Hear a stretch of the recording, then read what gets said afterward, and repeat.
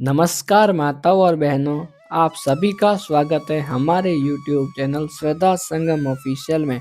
आज के इस वीडियो में मैं आपके लिए बसंत पंचमी की पावन कथा लेकर आया हूँ और आप सभी को बसंत पंचमी की हार्दिक शुभकामनाएं। माघ मास के शुक्ल पक्ष की पंचमी तिथि को पूरे भारतवर्ष में बसंत पंचमी का पर्व बड़े श्रद्धा और उत्साह के साथ मनाया जाता है। यह दिन ज्ञान, विद्या, संगीत और कला की देवी माँ सरस्वती की आराधना के लिए समर्पित है। लेकिन क्या आप जानते हैं कि माँ सरस्वती का प्राकट्य अर्थात जन्म कैसे हुआ और क्यों भगवान श्री कृष्ण ने सबसे पहले उनकी पूजा की? तो आइए जानते हैं इस पावन कथा को। पौराणिक मान्यता के अनुसार जब ब्रह्मा जी ने सृष्टि की रचना की, तब उन्हें चारों ओर नीरसता और सन्नाटा दिखाई दिया। न कोई वाणी थी, न संगीत, न कोई भावनाएं। सृष्टि को जीवन से भरने के लिए ब्रह्मा जी ने अपने कमंडल से जल निकालकर पृथ्वी पर छिड़का। जल छिड़कते ही एक दिव्य शक्ति प्रकट हुई।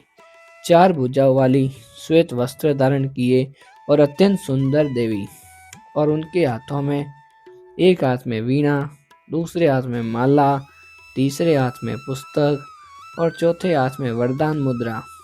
ब्रह्मा जी ने उन्हें सरस्वती नाम दिया। जैसे ही माँ सरस्वती ने अपने वीणा के तार छेड़े, पूरी सृष्टि में मधुर संगीत गूंज उठा। नदियाँ बहने लगी, हवाएं गुनगुनाने लगी और हर जीव को अपनी वाणी प्राप्त हुई।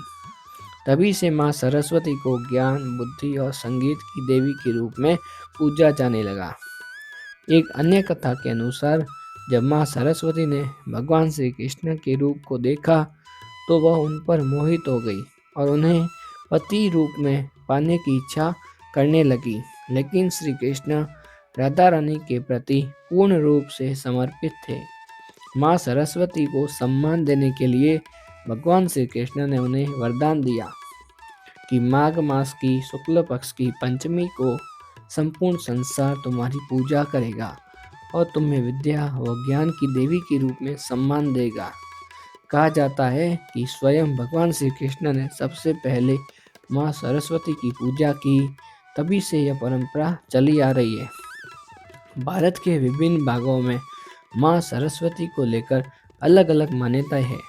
पश्चिमी भारत में उन्हें भगवान सूर्य की पुत्री माना जाता है और पूर्वी भारत में उन्हें माता पार्वती की पुत्री माना जाता है।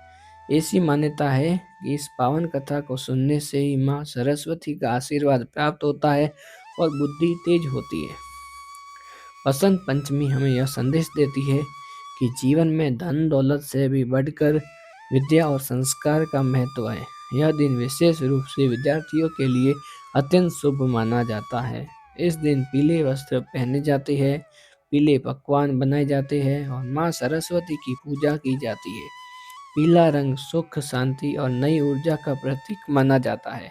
इसी दिन कई घरों में छोटे बच्चों का विद्यारंभ संस्कार भी किया जाता है, ताकि उनके जीवन की शुरुआत ज्ञान की ज्योति से हो। बसंत पंचमी हमें सिखाती है कि ज्ञान ही जीवन का सबसे बड़ा धन है।